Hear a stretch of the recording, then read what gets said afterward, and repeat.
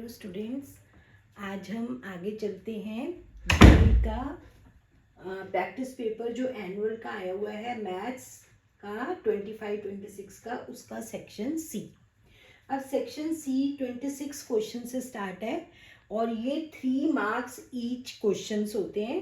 तो इसका first question है, ये आपको गिवन है cos a minus sine A upon cos a plus sine A is equal to 1 minus √3 upon 1 plus √3 और आपको क्या करना है, फाइंड ए। तो लेट्स स्टार्ट दिस क्वेश्चन। अब देखो, पहले हम इस साइड में देखो कॉस भी है, साइन में है, साइन भी है। तो पहले मैं इसको एक एंगल में चेंज कर लेती हूँ। कैसे? हर टर्म को कॉस से डिवाइड कर देती हूँ। Left hand side divide each term by cos a। तो cos a upon cos a यहाँ पे तो 1 हो जाएगा। sin a upon cos a क्या हो जाएगा, tan a। cos a upon cos a 1 और sin a upon 1 plus tan a। और राइट हैंड साइड को हम क्या कर लेते हैं, रैशनलाइज। 1 minus √3 1 plus √3। कैसे रैशनलाइज होता है ये? रैशनलाइज करने के लिए हम क्या करते हैं, अपोजिट साइन से डिवाइड और मल्टीप्लाई। 1 minus √3 1 minus √3। तो ये आपने 9th में भी सीखा है। 1 माइनस √3 का होल स्क्वायर और नीचे a square minus b square. अब ऊपर आइडेंटिटी लगाएंगे, a minus B whole square की a स्क्वायर यानी कि 1 प्लस b स्क्वायर। तो √3 का स्क्वायर क्या हो जाएगा, 3 minus 2 into 1 into √3 upon 1 minus, ये कैंसिल हो जाता है 3। तो 3 plus 1 is 4 minus 2 √3 upon minus 2। Take 2 common, 2 minus √3 upon minus 2। अब आपके पास क्या रह गया, minus sine at this bracket. तो जो माइनस की टर्म थी वो प्लस की हो जाएगी और 2 जो है वो माइनस एब्जॉर्ब करने के लिए हमने क्या किया, इन दोनों के साइन चेंज कर दिए। तो राइट हैंड साइड को जब मैंने रैशनलाइज किया तो ये आ गया। अब देखो हमारे पास क्या है, 1 minus tan a upon 1 plus tan a is equal to √3 minus 2। अब नेक्स्ट स्टेप में हम क्या करेंगे, इसको क्रॉस मल्टीप्लाई करते हैं। तो 1 माइनस tan a, पहले √3 इन दोनों से मल्टीप्लाई होगा, √3 plus √3 tan a minus 2 tan a। अब हम क्या करेंगे, लाइक टर्म्स को, tan a वाली सब टर्म्स को इधर ले आते हैं। तो क्या होगा, minus tan a minus √3 tan a plus 2 tan a। ये भी उधर चली गई और ये भी। अब यहाँ पे क्या रह गया, √3 माइनस 2 और ये 1 यहाँ पे आके हो जाएगा माइनस 1।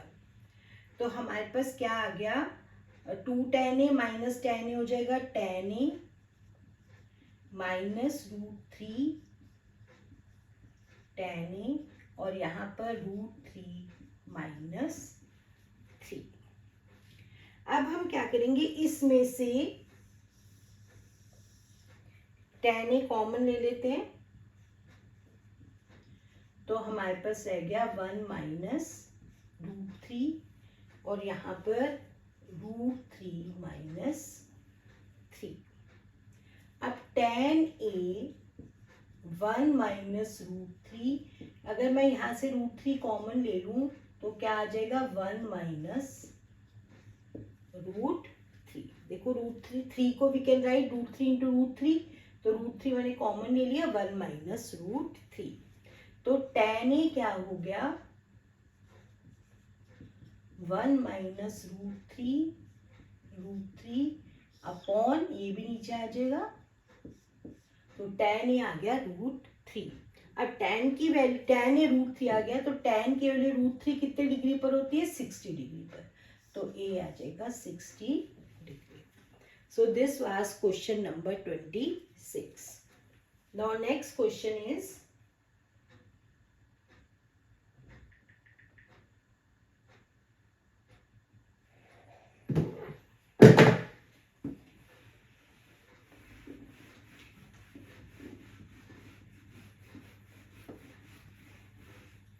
Question number 27। इसमें क्या है, ये आपका क्वेश्चन भी है एक्सरसाइज का 10.2 का लास्ट क्वेश्चन जो है कि ये एक क्वाड्रिलेटरल एक सर्कल को क्या कर रहा है? सर्कमस्क्राइब। इसका नाम है A B C D। This is the centre O। और जो आपने ये उस क्वेश्चन में किया था कि ये जो टेंजेंट्स हैं, ये जो सर्कल्स का, इसके अपोजिट साइड जो है they make supplementary angle at the centre. तो हमें इसका ये एंगल गिवन है 125 डिग्री का, हमने निकालना है एंगल COD। तो अगर ये दोनों एंगल सप्लीमेंट्री हैं तो आपका ये एंगल कितने का हो जाएगा? 180 माइनस 125, 55 डिग्री। ठीक है। अब देखो, अब ये क्वेश्चन अगर आपका शॉर्ट आता है तब तो आप इसको डायरेक्ट वो क्वेश्चन की एप्लीकेशन आप कर सकते हो और लिख सकते हो, जब अगर आपका MCQ में आता है ये क्वेश्चन। बट अब ये क्वेश्चन आपका आया हुआ है 3 नंबर में, तो इसको हम कैसे करेंगे? जैसे हम उसके प्रूफ करते हैं इसको वैसे करेंगे। जॉइन दिस,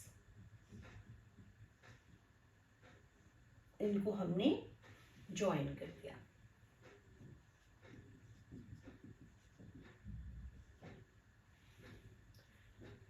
E D तो पहले से था, F G H। अब देखो ये दोनों ट्रायंगल्स क्या हैं? कॉन्ग्रुएंट। तो डायरेक्ट लिख दो, triangle OAE is congruent to triangle OHA। कैसे?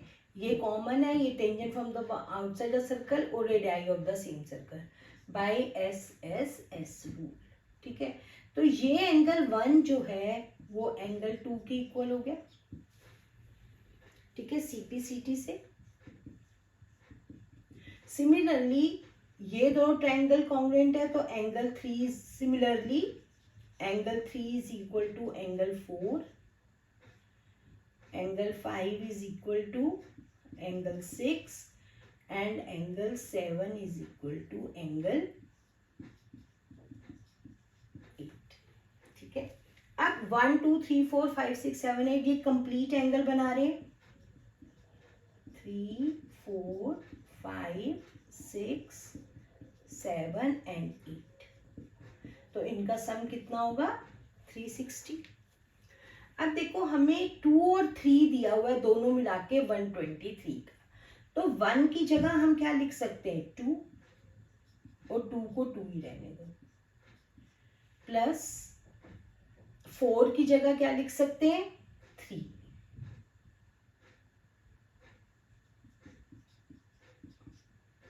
और हमें अब ये चाहिए, तो 5 और 7 चाहिए, तो 5 को एज इट रहने दो, 6 को 5 लिख लो क्योंकि इक्वल है 5 और 6। और इधर से हमें चाहिए 7, तो 7 को 7 ही रहने दो, और 8 और 7 इक्वल है तो 360। तो 2 बार 2 कॉमन लेके एंगल 2 2 बार है, 3B 5B 7B, तो 2 कॉमन ले लिया, एंगल 2 एंगल 3 एंगल 5 एंगल 7।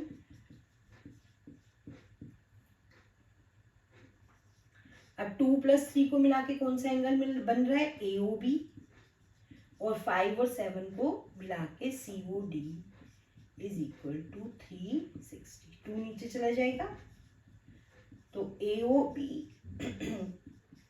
और COD 360/2 कितने का हो गया 180। अब AOB आपको दिया हुआ है 125 का, तो COD कितने का हो जाएगा 180 माइनस। तो अगर ये क्वेश्चन 3 मार्क्स में आता है तो आपको इस तरीके से कंप्लीट प्रूफ इसका देना पड़ेगा, ठीक है, जो आपका एक्सरसाइज का लास्ट क्वेश्चन भी है 10.2 का। ओके, तो इसमें आप डायरेक्ट बेशक लिख दो कि ये दोनों ट्रायंगल कॉन्ग्रुएंट है बाय SSS, तो ये CPCT से 1 और 2 इक्वल हो गए, सिमिलरली 3 4, तो इस तरीके से आप इसको कर सकते हो। Now 28th question.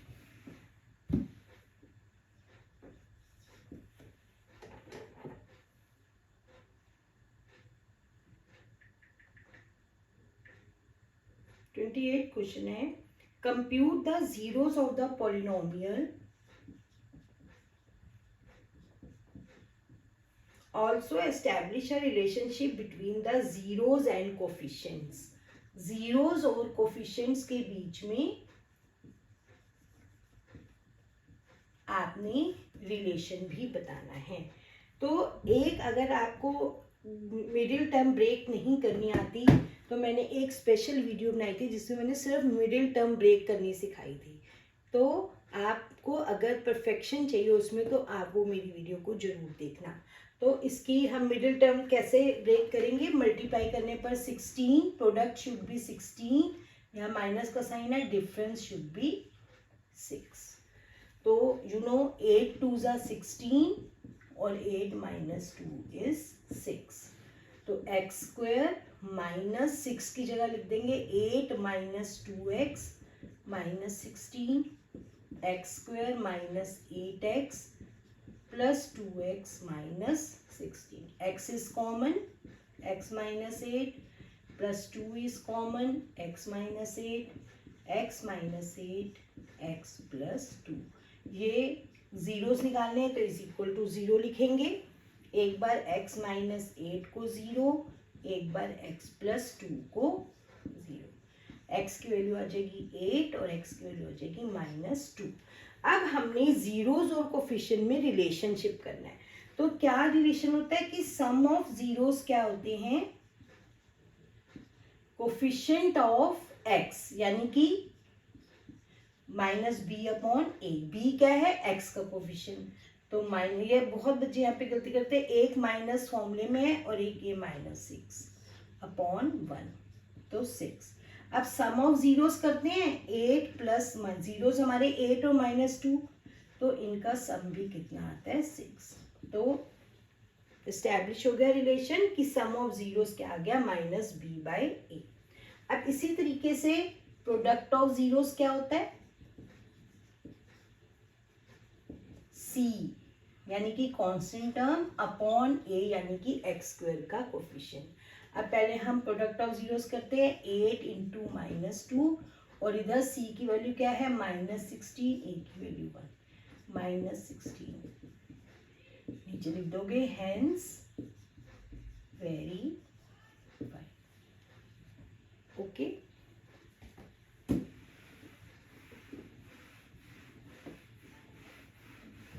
नाउ 20, इसमें और पार्ट भी है।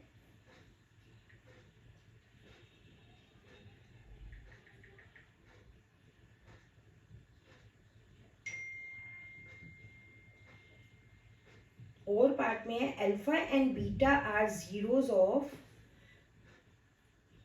अल्फा और बीटा इसके जीरोस या शून्यक हैं इस क्वाड्रेटिक पॉलिनोमियल के। Find the value of y, आपको y का मान निकालना है और आपको गिवन क्या है 5 alpha minus 2 beta is equal to 5। अब जब भी ऐसा क्वेश्चन आ जाए पहले तो आप लिख लो अल्फा और बीटा इसके जीरोस हैं, तो अल्फा प्लस बीटा क्या होगा माइनस बी बाई ए, तो माइनस 3/1, यानी कि अल्फा प्लस बीटा तो आ गया -3 एंड अल्फा बीटा क्या आ जाएगा सी बाय ए होता है, तो माइनस वाई बाय 1। अब हमें गिवन क्या है, 5 alpha minus 2 beta is equal to 5। अब हम अगर देखें तो यहां से अल्फा की वैल्यू क्या आ जाएगी, -3 माइनस बीटा। तो इस अल्फा की वैल्यू को यहां पुट करते हैं, अल्फा की वैल्यू -3 माइनस बीटा, ठीक है। तो ये क्या हो जाएगा, -15 minus 5 beta minus 2 beta is equal to 5। तो -7 बीटा, तो बीटा आ जाएगा -20/7। अब हमें बीटा की वैल्यू मालूम चल गई। अब हम किसकी वैल्यू निकाल सकते हैं, यहाँ से अल्फा की। हमें मालूम है कि अल्फा प्लस बीटा कितना है, -3। बीटा आ गया -20/7, 7 अल्फा, 7 से मल्टीप्लाई कर दो, यहाँ पे -20 और यहाँ पे -21। तो 7 alpha is equal to -21 plus 20, 7 alpha is equal to -1, alpha आ जाएगा -1/7। Now you have got alpha, you have got beta. Now alpha में वाई की वैल्यू निकालनी है। अब इस अल्फा बीटा की वैल्यू को इसमें पुट कर देंगे, तो अल्फा की जगह -1/7, बीटा की जगह -20/7, ये जगह 20/49 माइनस वाई, तो वाई हो जाएगा -20/14। तो ये इसका और में जो क्वेश्चन था, तो आपको दोनों तरीके से, कोई जरूरी नहीं है कि और में ही आए, हो सकता है अकेला ये क्वेश्चन आ जाए आपको, तो इस तरीके की क्वेश्चन भी आपको आने चाहिए। नेक्स्ट है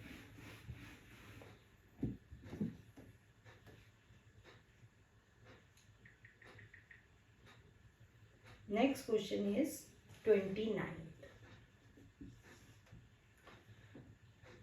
Cards marked 31, 33, 35 up to 101 are placed in a box and mixed thoroughly. One card is drawn from the box. Find the probability that the number on the card is a composite number. अब देखो, पहले तो ये क्या है, AP है। तो पहले हम ये देखते हैं कि ये हैं कितने। तो ए कितना है इसमें, 31, डी कितना है 33 माइनस 31, क्योंकि हमें प्रोबेबिलिटी निकालने के लिए टोटल नंबर ऑफ कार्ड चाहिए। तो 31 से लेके 101 तक कितने। अब देखो यहाँ पे गैप है, तो हमें इसमें एपी अप्लाई करके पहले एक नंबर देखने पड़ेंगे कि हैं कितने। तो डी इज इक्वल टू 2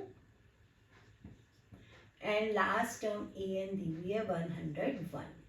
तो ए एन का फॉर्मूला क्या होता है, ए प्लस ए कितना है 31,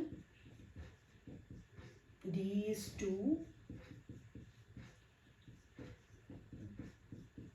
101 माइनस 31 70। तो n माइनस 1 हो गया 70/2, यानी कि 35। तो n हो जाएगा 35 + 1 36, यानी कि 31 से 101 तक टोटल कार्ड्स कितने हुए, 36। ठीक है। अब देखो, हमने निकालना है अब कंपोजिट नंबर। अब इसमें कंपोजिट नंबर्स कौन कौन से हैं,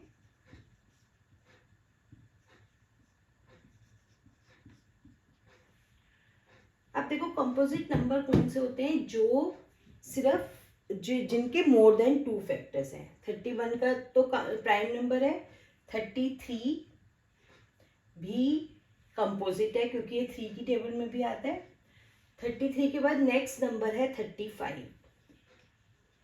35 इज ऑल्सो कंपोजिट. फिर 37 आएगा विच इज प्राइम. फिर आएगा 39 विच इज कंपोजिट. पहले लिख लेते हैं कि कंपोजिट नंबर हैं कौन कौन से. यहाँ पे पहले हम लिखेंगे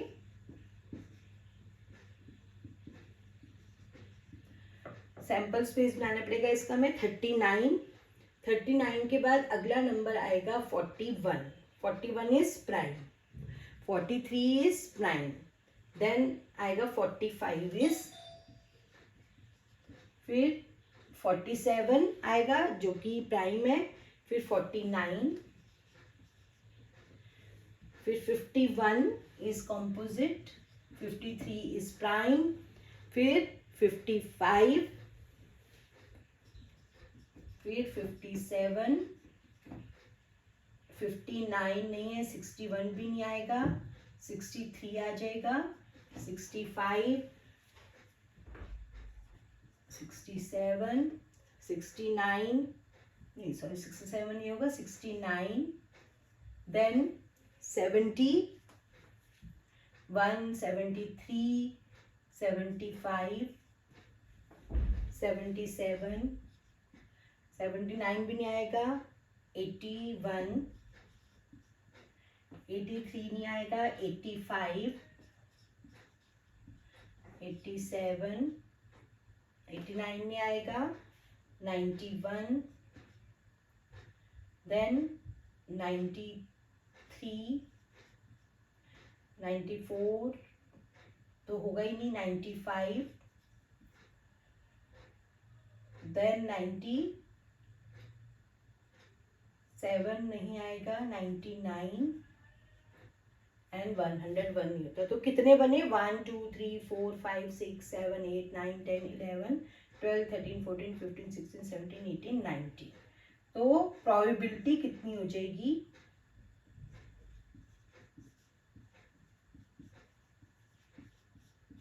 1 2 3 4 5 6 7 8 9 10 11 12 13 14 15 16 17 18 19. और टोटल कितने हैं नंबर्स? ये 36. ठीक है. अब नेक्स्ट जो था इसका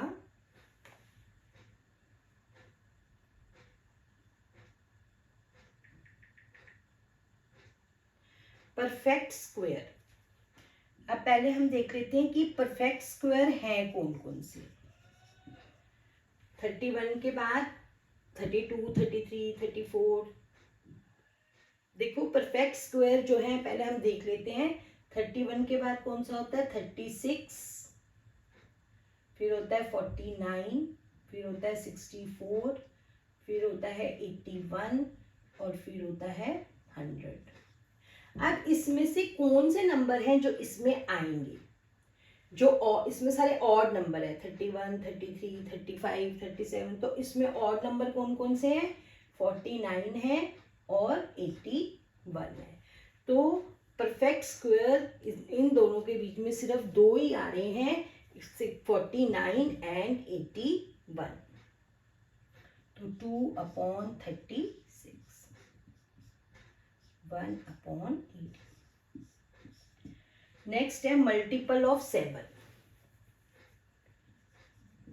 अब इन दोनों के बीच में मल्टीपल ऑफ 7 कौन कौन से आ रहे हैं? 7 4 28 35. फिर 42. फिर 49.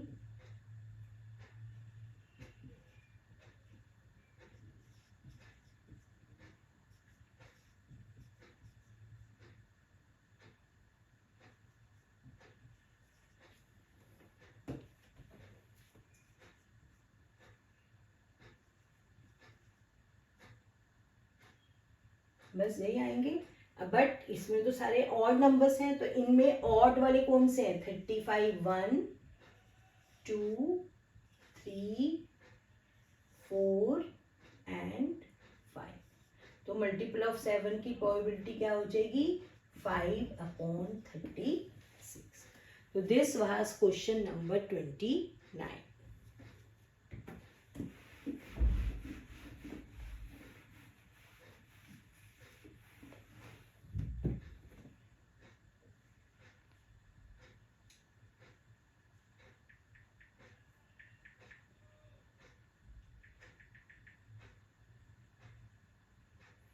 30th क्वेश्चन है, prove that 6 plus root 2 is an irrational. Very important question. इसको हम कैसे करते हैं, let 6 plus root 2 is rational. अगर ये रैशनल है तो it can be written in the form p by Q. ये लिखना बहुत जरूरी है, q is not equal to 0, p q are integers. ऐसा क्वेश्चन आपको एग्जाम में आएगा ही आएगा और इसको करने का यही तरीका है। अब नेक्स्ट स्टेप में क्या करते हैं, रूट वाली टर्म यहीं रहने दो और बिना वाली रूट टर्म को 6 वहां जाके -6। Now take the LCM, p minus 6q। अब देखो p q इंटीजर्स थे, तो जो हमारी राइट हैंड साइड है, right hand side is rational. Since Y rational, since p q are integers. और रैशनल की डेफिनेशन यही होती है कि integer upon integer is a rational number. But तो अगर राइट हैंड साइड रैशनल है, सो लेफ्ट हैंड साइड भी शुड ऑल्सो बी, इसलिए लेफ्ट हैंड साइड जो कि क्या है, root 2 should also be rational, which contradicts that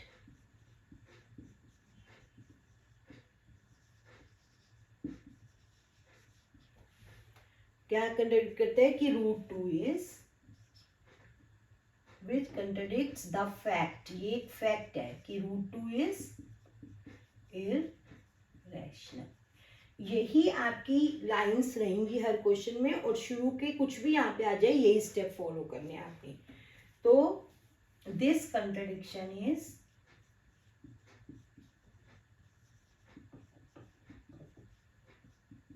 due to our wrong assumption. So 6 plus root 2 is irrational। Very important question, जरूर इस type का question exam में आएगा।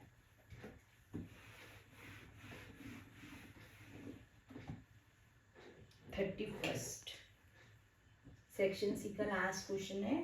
31st, the following pair of linear equation coincident line represent करती है। क्या है equation, 2a minus 1x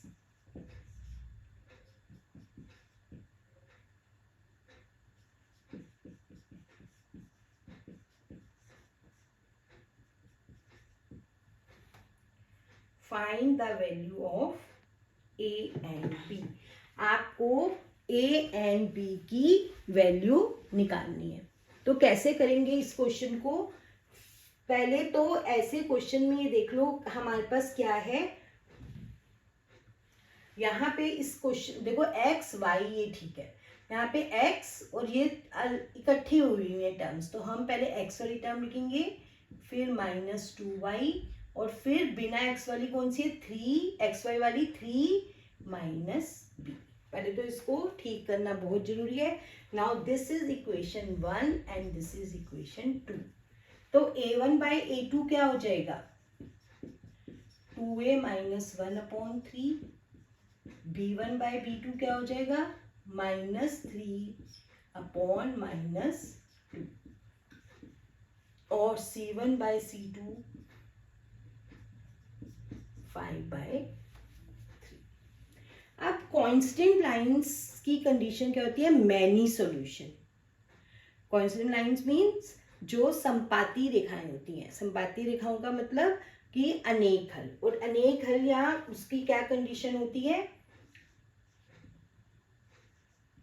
a1 by a2 is equal to b1 by b2 is equal to c1 by c2। तीनों equal होते हैं। Conditions आपको test पे होनी चाहिए for coincident lines. Coincident lines या जिसे हम कहते हैं संपाती रेखाएं। संपाती रेखाएं का मतलब अनेक हल। अब a1 by a2 is C1/B2 ये कैंसिल हो जाएगा, 3/2 and C1/C2 is 5/3 minus B। अब पहले इसको और इनको ले लो, first and second cross multiply करो, 2 2 ज़ा 4A minus 2 is equal to 9, 4A is equal to 9 plus 2, 4A is equal to 11, तो A हो जाएगा 11/4।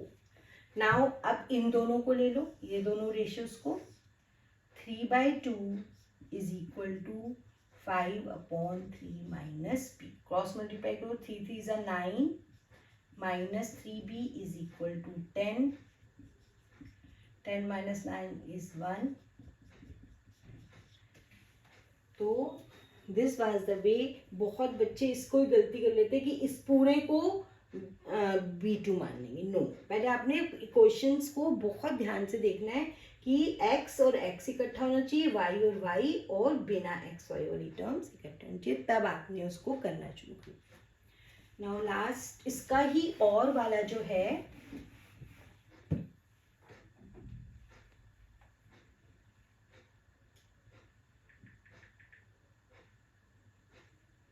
solve graphically 3x minus 5 is equal to 4, x plus,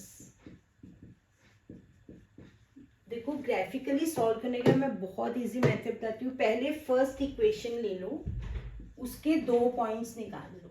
कैसे?